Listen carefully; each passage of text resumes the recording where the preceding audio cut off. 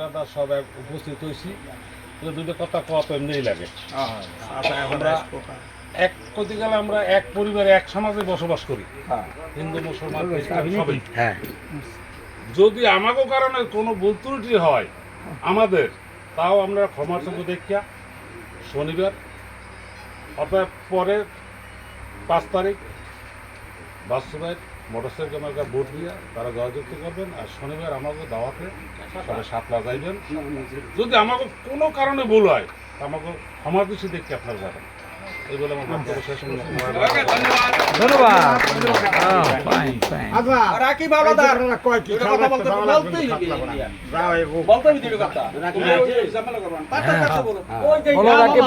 মামা তুমি দুইটা কথা বলো। বলো মামা, মামা তোমার মুখের কথাটা আমরা শুনি।